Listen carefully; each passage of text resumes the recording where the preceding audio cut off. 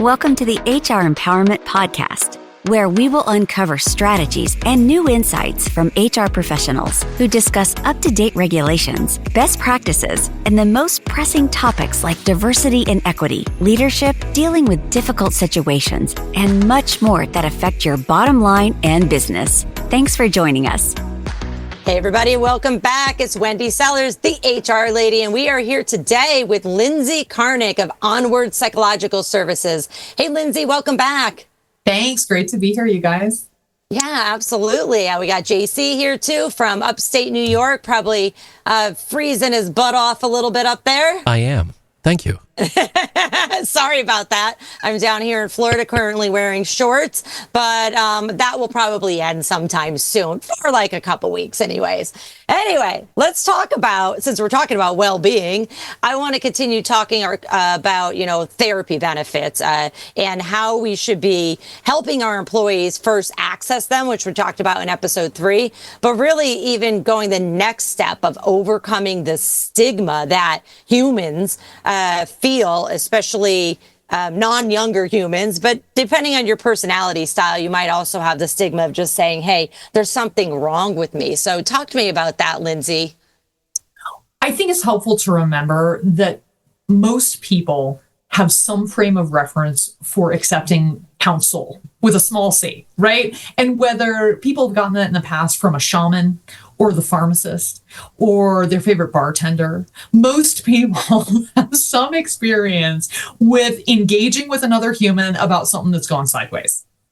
And sometimes it's really helpful to remind people that counselors, therapists, and that includes a wide spectrum of credentials, but people who are doing therapy and or counseling are ultimately all small c counselors. They are people who can listen to you in a way that is particularly unbiased, unlike the rest of the people in your life who love and care about you, and that makes them biased. Right? It doesn't make them wrong, but it makes them biased. And I think maybe drawing on folks understanding that they've had counsel before, small c counsel from someone, multiple someones most likely in their lives, and that this is really not a unique experience, that they've done this before, they just didn't know that they were doing it before.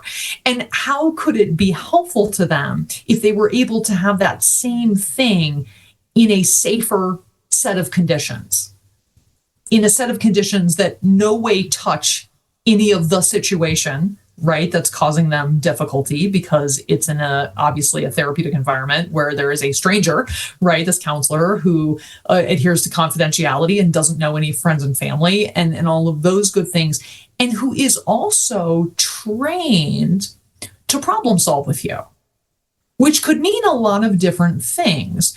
I think a part of some of the stigma around therapy is folks having this idea that they go in and I'm going to use the word cathart, right? They express what's going on. They talk about what's going on. And then there's this other person on the other end of the proverbial couch who sort of nods and smiles and says empathetic things. And that's part of it. That should be part of it, but that's definitely not all of it. This should be an active problem solving, how do we get through what's going on sort of process, not a passive process in which you sit there and this other human just sort of listens and nods. And I think in a way that idea that I'm going to go to therapy and someone's going to sit there and listen and nod. I mean, I would have a stigma about that too. What does that say about me that I just want somebody to listen and nod at me? I'm always impressed by the number of people I talk to in initial consultations who say, I really didn't appreciate that I worked with a therapist once who seemed to just keep validating me. Like, that's not what you're there for. That's not what most people are there for. Most people are there because there's a burr under their saddle that they want to get resolved. And somebody continually saying yes doesn't get that done.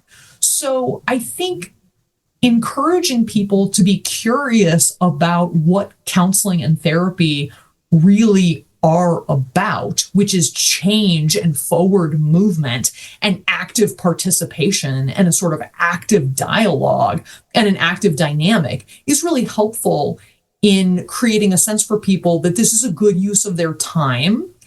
And it's a use of their time that respects them as autonomous, capable individuals who can get in there and be an active part of solving their own problem. That is beyond food for thought right there, let me tell you. I feel terrible having listened to your story, smiling and nodding this entire time, but it was profound. I appreciate your advice, Ms. Lindsay, and I also feel bad. But anyways, stigma. Stigma remains a significant barrier to mental health support. 61% of employees believe their workplace views seeking mental help as a weakness. And yet companies with proactive stigma-reducing initiatives see a 25% increase in EAP usage and improved overall employee well-being. Back to you. I love that. So the majority of employees believe that their employers or coworkers feel that, hey, if you're going to seek mental health help, that it's a weakness. But when they actually promote it and say, here's the services, the tools, maybe the insurance, the increase actually goes up. That's awesome as society to finally be overcoming this stigma. What are your thoughts on that? And overdue for sure. You know, I'm reminded of one of my favorite authors, and I hope I'm going to quote this correctly. His name is Shade Ming Tan, and I believe his position was Zen Master of Google. And he was a mindfulness guy and a therapist in a lot of ways who worked with engineers who, if you called somebody a therapist or a counselor, would have run screaming the other direction. Or if you had called him a stress management guy, they would have run the other direction because that language was just off-putting. Very interesting fellow, wrote a book called Search Inside Yourself about his experiences being the Zen master to a bunch of engineers who didn't like the sound of anything that smelled or sounded like therapy or counseling. It's a wonderful book. And I think to your point, JC, about proactively setting the tone for what it means to avail oneself of benefits like counseling or therapy is so important. And that people in leadership positions, which includes everyone, quite frankly, because not only are you in a self-leadership position, at every moment you are role modeling for the people around you, whether your title puts you in some sort of hierarchy with them in the organizational sense, you can still be a leader and a thought leader every single day of the week. Let's not forget that, right? So when we make a point to talk to our colleagues, not just the folks in the sort of management tier underneath us, in a way that says, hey, you know what? I want to have the best life I can have. I want you to have the best life you can have. I want you to be able to successfully cope with whatever's going on so that you have the best day you have and you can go home and be the best spouse or parent or partner or cat mom or dad or, whatever you are to the people in your world. Then we're helping talk about the idea of seeking help as just that. It's seeking help, which everybody needs sometime. And you can use the word therapy or counseling in there. It doesn't change it. It's still just getting some help for a time in your life or a season or a situation. And everybody does that. See also every conversation everyone's having every night with their local bartender. I absolutely love it. I mean, that pretty much sums up the entire series here. So thanks for listening to episode 4 of our 5-part series. We have one more to go.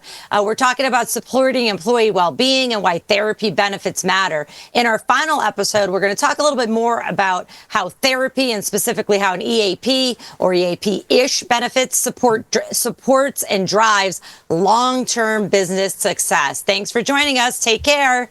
Thank you for joining the HR Empowerment Podcast, brought to you by Aurora Training Advantage. We hope you've gained new insight and strategies to navigate the HR profession. We look forward to you joining us again on the HR Empowerment Podcast.